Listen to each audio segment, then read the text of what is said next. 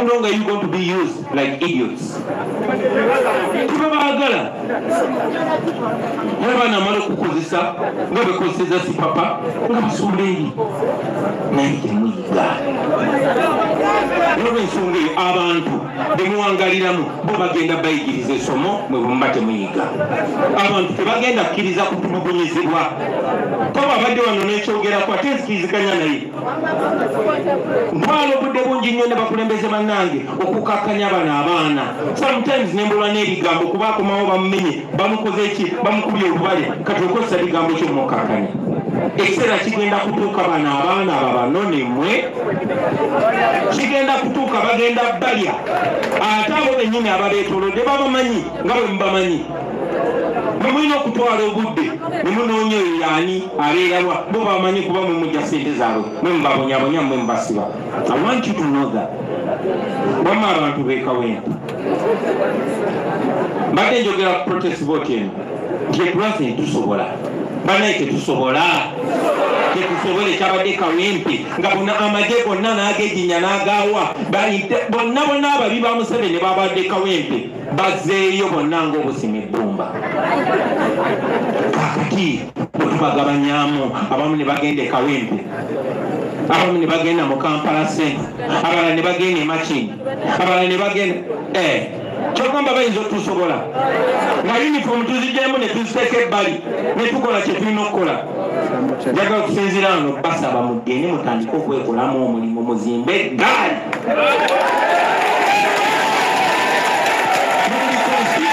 Mwe MP abakulembeze muzimbe eggaali nga zakuteekawo resistance tekimenya amateeka. Kyetwalakoze ekawempe njagala tugibakole Makindye, tugibakole Ssaabagabo, tugibakole mu Centro, tugibakole Busoga, tugibakole Mbale, tugibakole Gomba, tugibakole mu Uganda yonna ate nga kisoboka. Kitandike kubanga bwe tulimu bya ddala. Njagala buli omu tumutendule zimundekere namukadde. Museveni akoye akadye njagala tumuwe stress oba pressure si atuzaala si ffe tumuzaala tumubuze emirembe tumumaleko emirembe n'abo abadongo be bonna babeera nabo mulababeereyo mweyo constituency Nabbanja gye yesimba mutandikireewo okuzimba eggaali. Mwababeera ono mukazi waawo ono minisita Kabanda omusawo ono Kampala Centre kati mutandike. Twagala mukyajinge abantu baffe bw'abadde n'okubuusabuusa okirabye tukisobola. Okirabye tukisoboka. Twagala in every position abantu mbanyonyole abantu bakitegeere ate nammwe mwesoboleyo mwesimbeyo buli awali omugwagwa wa Museveni mwesimbeyo. Twagala twera Museveni n'obukyafu bwe bonna agende nabo. That is our mission. There is no other mission. Twatandikidde kawempe twasimbudde sebo webale tuwa mukisa. Tugenda tambula na mukisa gogo tumaleyo tuwangule eggwanga lyonna. Sebo nga nkuyozayeza nzikiriza n'ebino ebigambo mbikugambe Council Nalukola. Number 1, twebaza Katonda okutuwa omukisa ogw'amaanyi nga buyisiza muggulu.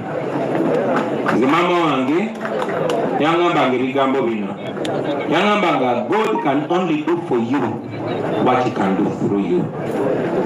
Katonda ekikyasobola okukukolera kyekyo kyayisa mu ggwe. Era nenkola nga mmanyi buli kimu kyendeka Katonda ntuuseeko akina nyina okwetowaza Katonda nankozesa okuntuusaako byonna. Naye bwe nasinkana abalasita balina ekigambo kye bagamba I and I. Nze ndi I naawe oli I. Gwenze nze gwe. Ekitegeeza n'oli ali I nange ekitegeeza n'ekisima ky'oli kisobola okuba ekyange. Katonda ayinza okuyisa ekisima manyanga omukisa mu muntu omulanga gwange. So Katonda yakuyisizaamu omukisa gwaffe kuba naye yakirabe nti tuli bumu.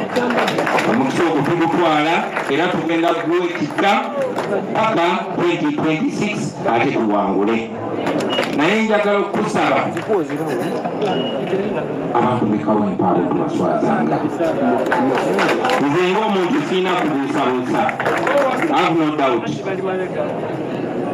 Ng'ekibiina tebalina kubuusabuusa, otherwise tebandifuddeyo ne beeyiwawo bonna. Nkakasa abantu b'Kawempe kati nabo tebalina kubuusabuusa kubanga nabo baavuddeyo ne boogera n'eddoboozi erivubo na bukenkufu bo. Naye munnange era twali tubaddeko n'abantu abakenkufu oba beetu bwe twalowooza namatu olwabayisaako akawo ka ssente wano mu bulabe ate nga baali bategeera ebiseera ebyo naye tetuli confident kitujja kuswaza abantu b'Kawempe. Ate namwe abantu b'Kawempe muyinza okuba temumanyi kyemwafunye. Oyo musajja mumanyi oyo ate n'ekibiina kyemmanyi mwafunye emaali, mwafunye nalukola, mwafunye emaali. Mbasaba nammwe mukuume bw'abayitanga nti abaayi waliwo aluleese muveeyo. Oyo mu Kawempe North ye komanda waffe kati yatutwala. Nkakasa ajja tukulembera bulungi politically. Let us go, let us do the work. Finally, basibo ne banyabo njagala okuweereza buno obubaka regime ya Museveni.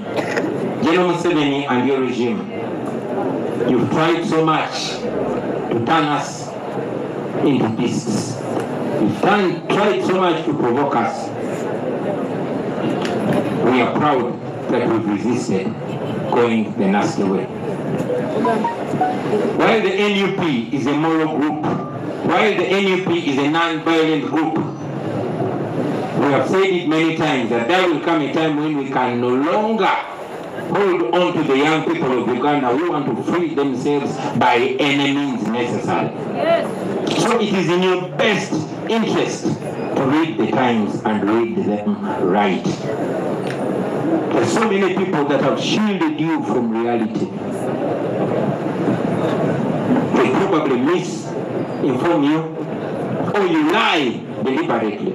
But I'm here telling you on behalf of my great-grandparents and on behalf of my posterity, on behalf of those that are living and those that you've killed, that you cannot kill all of us. And you should know that our lives don't stop with us being alive. That's why you keep being shocked. There's yet another radical coming up. You keep radicalizing us because we are products of your oppression.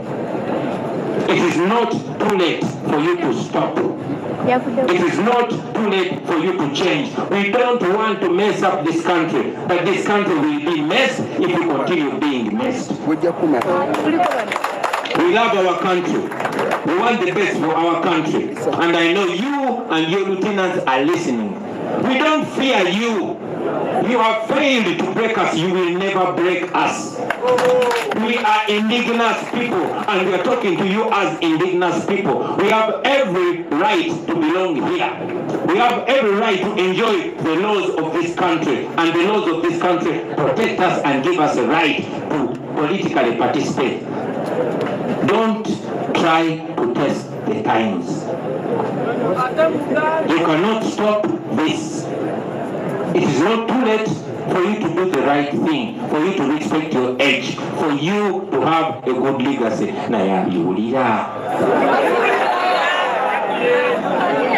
So we say this to go on record.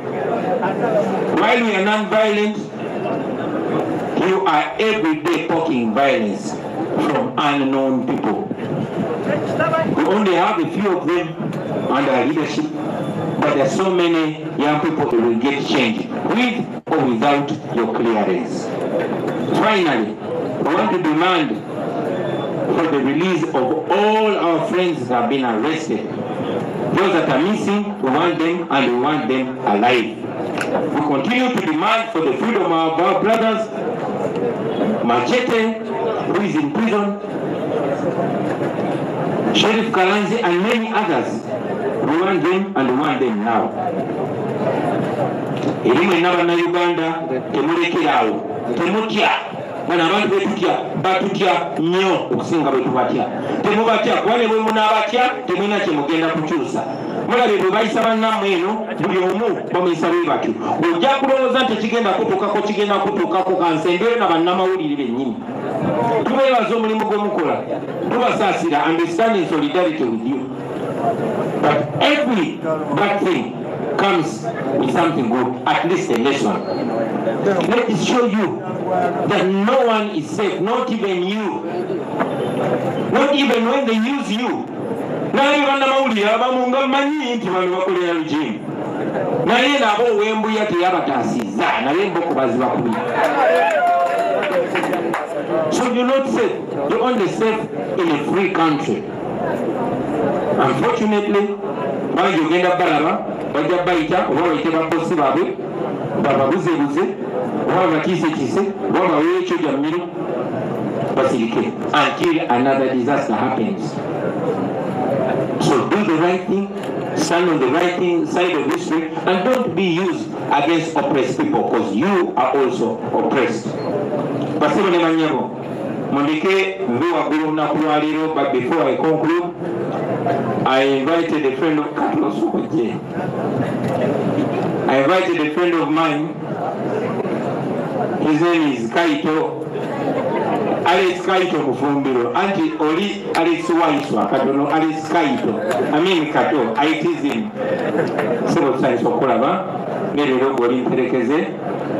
Omuntu omukulu gwe nayagala okuyita bamuyita Alex Waiswa Mufumbiro. Alex Waiswa Mufumbiro, where are you? Ladies and gentlemen, this man is a noble man. He's a great man. So twagala okwebaza Katonda olw'obulamu bwo, twebaza Katonda nti yatulondamu n'atufuula mikwano gyo, twebaza Katonda nti tulinawo olwaleero. Basibo ne banyabo, today is Waiswa's birthday. And Nalongero yazaala ddalo. Twagadde okukozesa olunaku luno okubaagaliza amazaalibwa amalungi, okwebaza omulimu gw'okola, okwebaza Kato olw'okumiranga embooko. Sometimes embooko za Waiswa zigenda wa Kato. Mwebali nnyo mwebali ddala. Twasabye Katonda akkirize tusaleko keeke ffenna keeke bagenzibe. Everybody, let's rise and happy birthday to you. Happy birthday. Birthday to you. Kakati ani. Ononga alinga ye mukulu. Oli mukulu ono ye mugezi. Sebo kankusabe before we cut cake otwe just two words. Tumanyi oli mugezi naye leero kitwale nti oli baby otwe ebigambo bibiri. Abadde people power. Twakomadde okuza birthday so many years ago. Tuli basanyufu nnyo olw'ekitiibwa kino Mr. President. Kino ekitiibwa ky'amaanyi nnyo mu bulamu bwaffe, era twagala okwebaza famire ya NUP. Mwebale kutulera, mwebale kutwagala, mwebale kutufuula banjawulo. Mr. President, mutufudde ab'enjawulo. Nange nali musajja mukyankalamu nnyo, okimanyi Mr. President, naye webale tukola mu mulimu, webale kunkola mu mulimu. Ne muganda wange ono Kato, Mr. President yamuyise ekisoko ono ye muntu gwe nsinga okwagala ku nsi. Era waliwo yamugezaako nemulaga nti yangezaako nze mwennyini. Njagala omwebaza, yankubya nnyo mu buto mu kusoma. Kamanyirizo kasole Mr. President kano kokka ono ng'agenda yali agala nnyo enjiibwa mu primary.